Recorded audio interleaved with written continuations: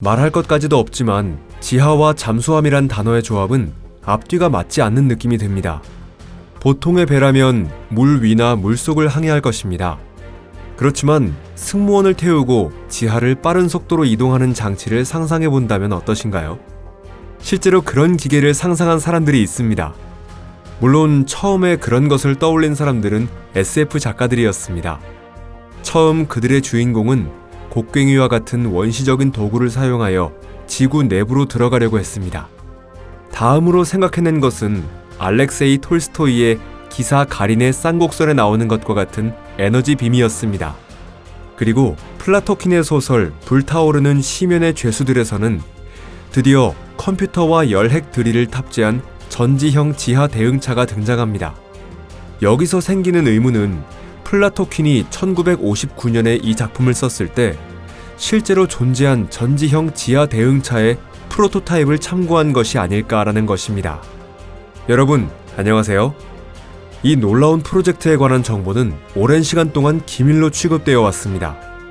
소련 기술자들이 지하 잠수함의 기술적 문제를 얼마나 해결할 수 있었는지 알려지게 된 것은 상당히 최근의 일입니다. 그리고 소련의 프로젝트에는 그에 필적하는 경쟁 상대가 있었다는 것이 밝혀지게 되었습니다. 여러분, 여기는 토픽입니다. 그러면 시작하겠습니다.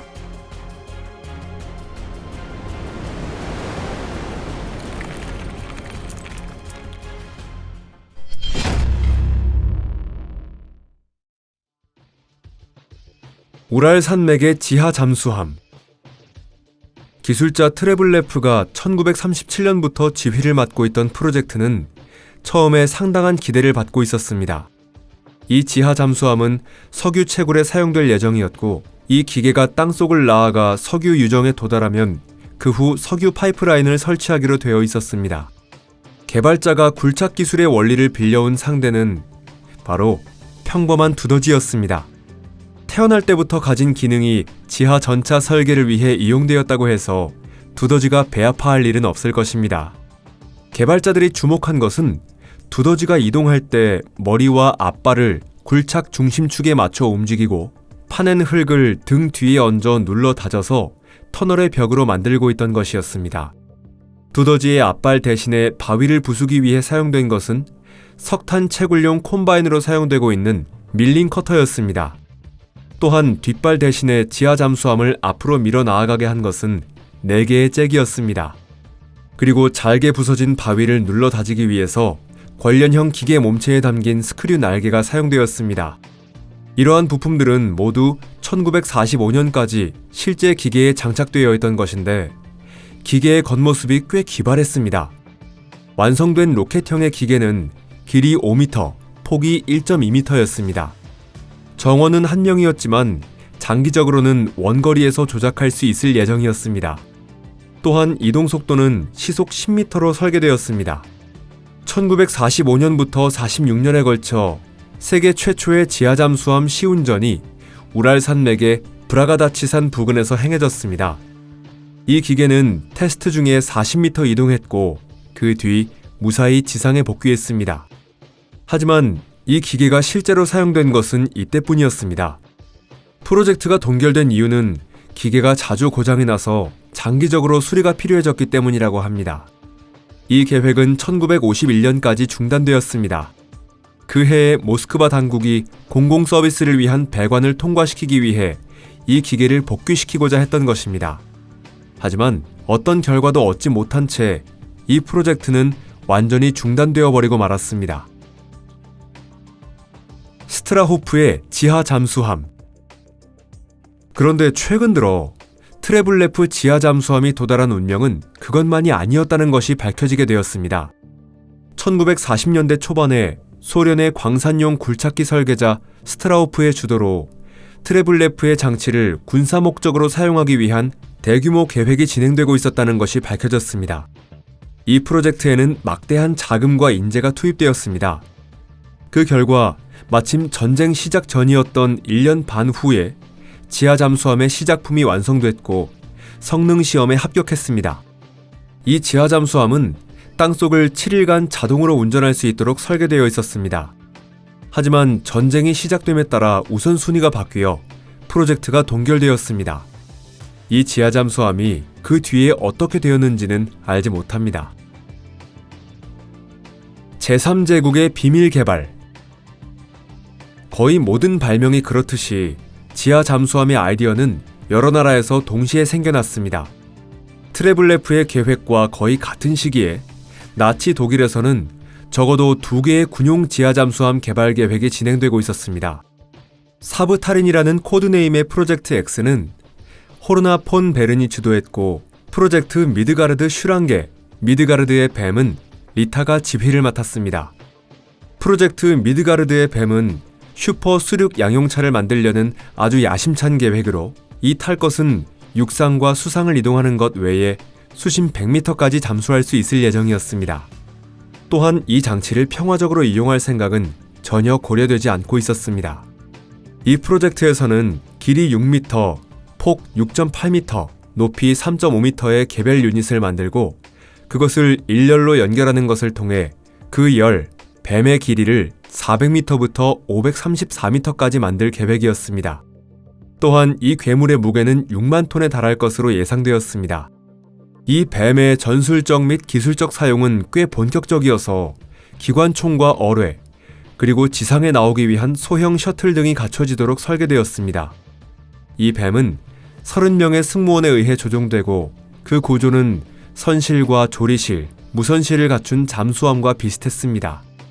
이러한 설비를 포함한 뱀 전체는 총 출력 23마력의 전기 모터에 의해 이동하거나 혹은 기어서, 역시 뱀이니까요, 이동하게 되어 있고, 최고 속도는 물속에서 시속 30km, 지상에서는 시속 10km에 달할 것으로 예상되었습니다. 이 프로젝트가 어디까지 진전될 가능성이 있었는지는 알 수 없지만 나치 독일의 패배에 의해 이 계획은 중단되었습니다. 종전 후 퀘니 히스베르크 부근에서 발견된 공도에서 폭파된 구조물의 잔해가 발견되었고, 이것이 그 무서운 뱀의 잔해이지 않을까 생각되고 있습니다. 그리고 사브타린 계획도 주목할 만합니다.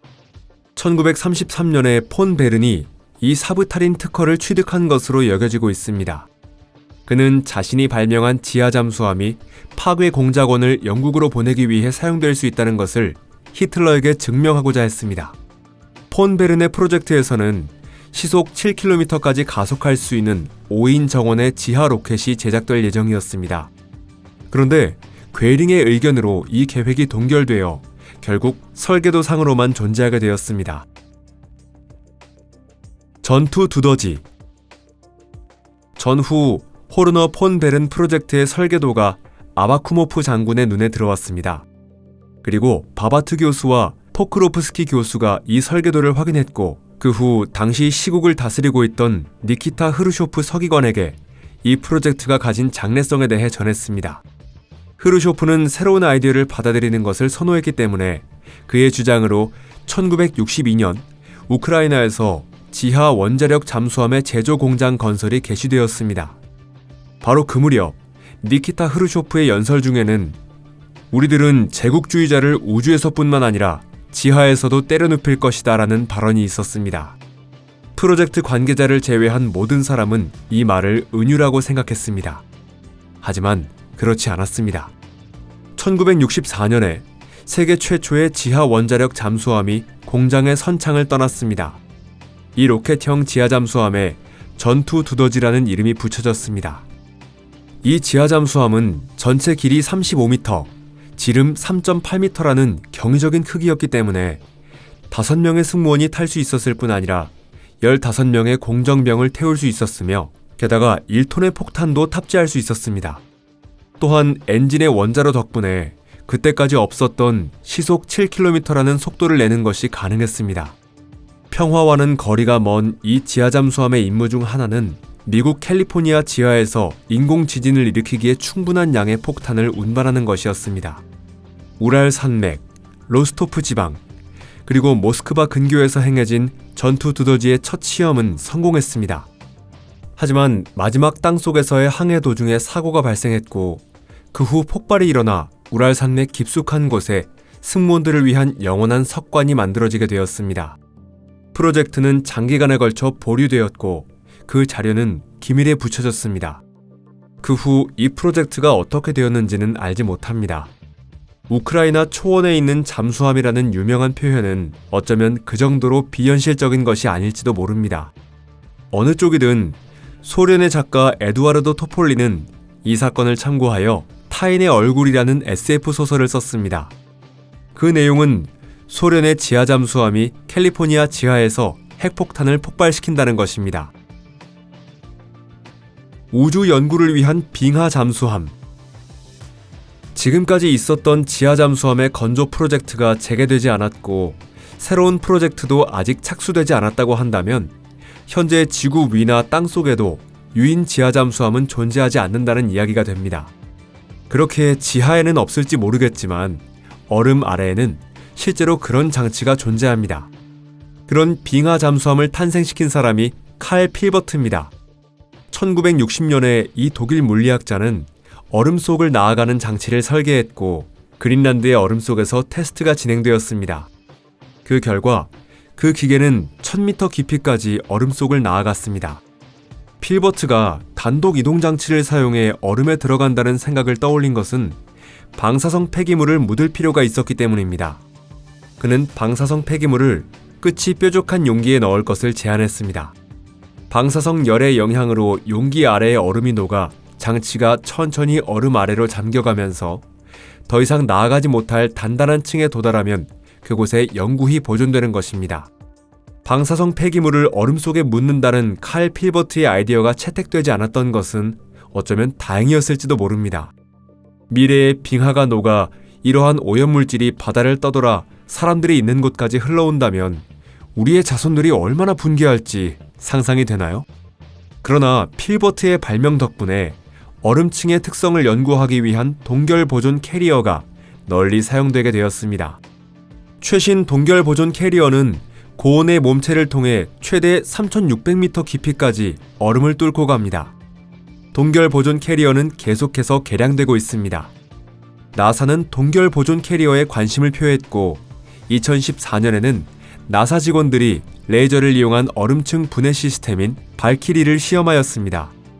그리고 이 장치는 출력 5kW의 레이저를 사용하여 깊이 30m 지점에 도달했습니다. 나사의 다음 계획에서는 목성과 토성 위성의 조사를 위해 레이저 동결 보존 캐리어를 우주에 투입하는 것이 예정되어 있습니다. 이 위성들은 두꺼운 얼음 외벽에 덮여 있고 그 아래에는 물의 바다가 감춰져 있습니다. 과학자들이 관심을 기울이는 것은 이런 지구 밖의 바다에 생명이 존재할 것인가, 그리고 그것은 어떤 것일까라는 점입니다. 이와 같이 조종할 수 있는 지하 잠수함을 만든다는 아이디어는 가만히 있을 줄 모르는 인류 일부 사람들의 머릿속에서 끊임없이 떠오르고 있습니다. 그리고 머지않은 미래에는 다양한 장치가 지하를 활발히 돌아다니게 될 것이라는 예감이 듭니다.